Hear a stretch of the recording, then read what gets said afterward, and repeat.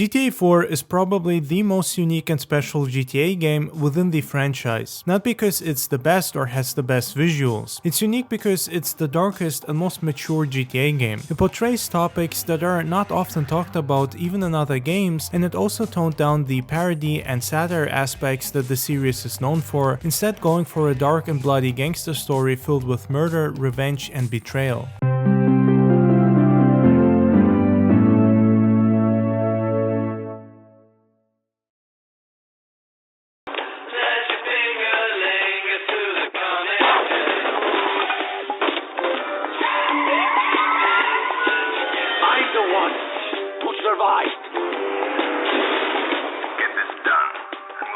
Nico is unlike any other GTA protagonist. He's down to earth and not as over the top as most of the other characters. Playing him and watching his story unfold makes you almost forget that this game is supposed to be a parody of America and that it's not supposed to be realistic or too serious. And that's the case with almost any other GTA, and even here in GTA 4, the parody and the over-the-top satire aspects are still there, even sometimes expressed by Nico himself.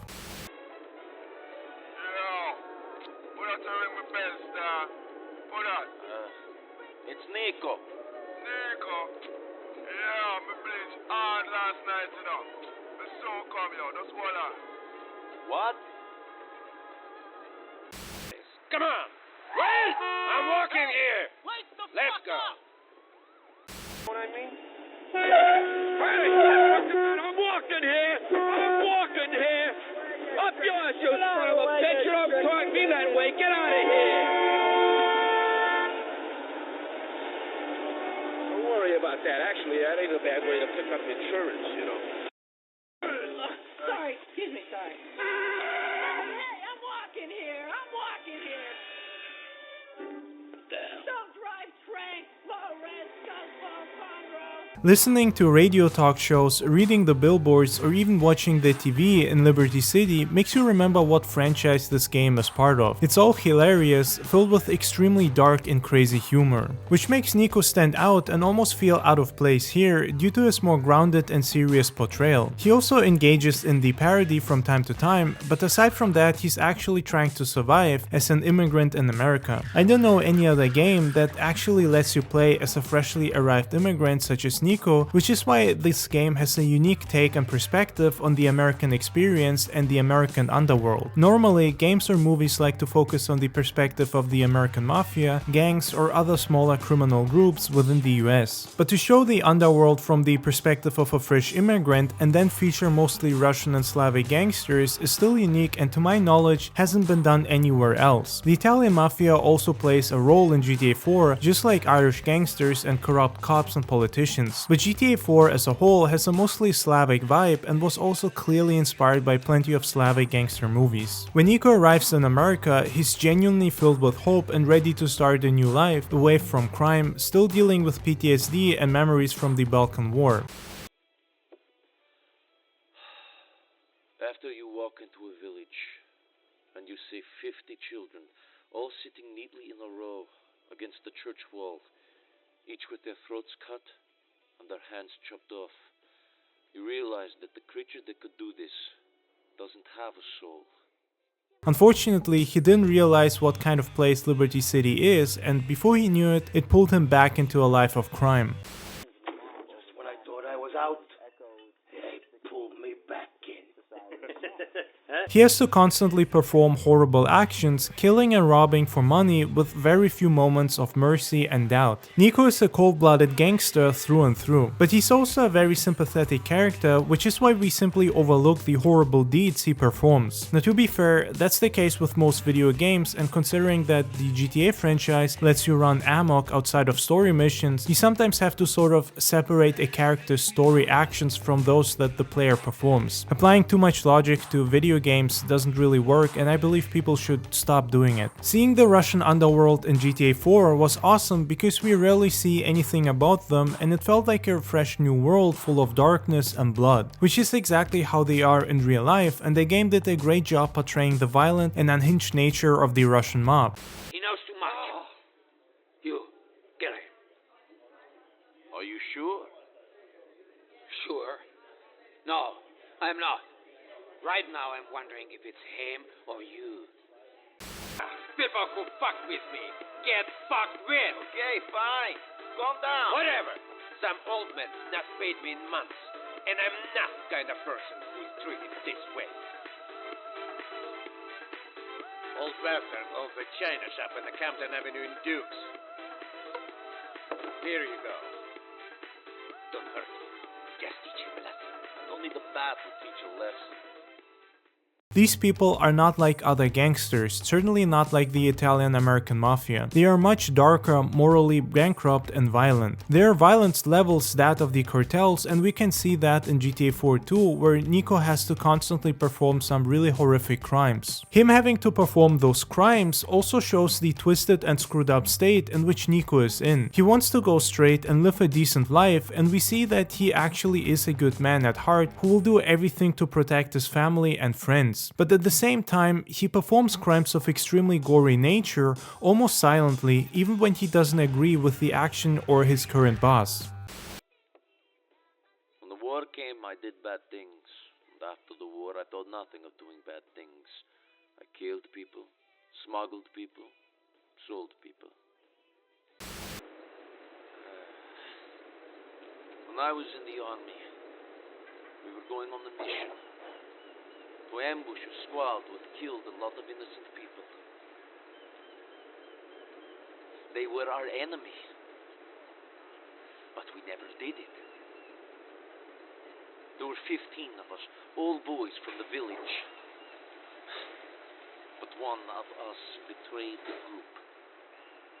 It was a setup for money. 12 people died. 3 escaped. I know the traitor was not me. So for 10 years, I've been searching for the other 2. One of them lives here. Why are you telling me this now? Do you always get sentimental after you kill people? You kept asking. Wonderful. You're here on some revenge mission for something that happened 10 years ago, and you don't care whose life you ruin anyway. No, Well, what? I don't know. I just want to know why they did it. It's also great to see a GTA character that is not a complete psycho or nutcase. Not that I have an issue with someone like Trevor or Michael, I love both of them, but they are as over the top as a character can be, and it's hard to relate to them in most cases. Even CJ or Tommy, who are both more or less grounded as well, are still not that relatable to most people playing them. With Nico it's different. Sure, most of us are not cold-blooded hitmen, but a lot of us can easily relate to being an outsider in a foreign place, or being an immigrant, be it in America or somewhere else, having an accent and trying to find our way around. It's easier to relate to Nico because of how realistic he's written and feels. Yokel, you think you can get away with killing me? I guess I'll find out. You think this is worth it? You are throwing you and your fatty cousin's lives away for that bit of Puerto Rican chocha. I'm throwing your life away, prick. We'll do all right. My friends will track you down. You won't last a moment. I'll last longer than you will, shithead. Fuck you! I wish I could be there to watch Mikhail cut your peasant balls off. You're nothing in this city. You will be crap. How big is this small place?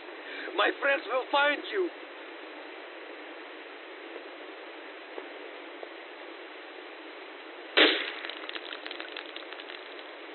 You were the stupid one, Vladdy boy. Nobody fucks with my family. One thing that really struck me as incredible and genius was how Nico, over the course of the game, starts to slowly lose his accent. Not to a point where he has none, but his English gets better and better and his pronunciations are much smoother. This just further shows what an incredible company Rockstar Games are to think about small details such as this, something most gamers probably won't notice or care about.